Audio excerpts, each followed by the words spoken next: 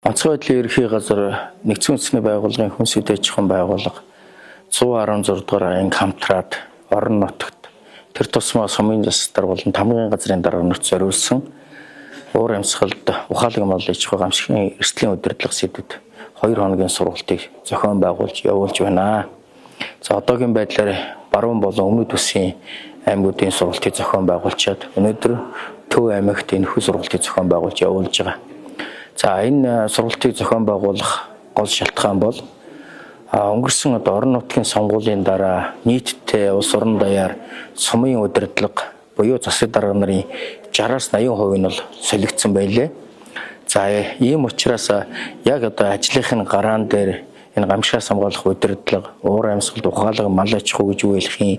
За тэгээд зодын гамшиг тохиолцоод орон нутгийн төвшөнд түүнээс урьдчилан сэргийлэх, бэлэн байдлаа хангах, эрт хариу аргамжаа авах, хариу аргамжаа нөхөн сэргийлтэд олон үе шаттай арга хэмжээнүүдийг яа төлөвлөх юм, ямар төлөвлөгөө боловсруулах ёстой юм гэх мэтлэнгээр эдгээр одоо мэдээлэл өгнө.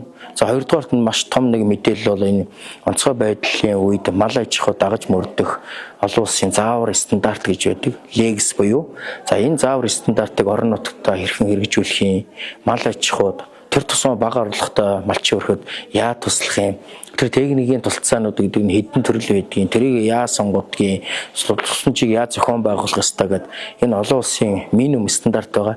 Энийг ярих, цаашдаа энийг орон нутгад хэрэгжүүл хөрс суурийг бий болгохын тулд өнөөдрийн сургалтыг зохион байгуулж явуулж байгаа.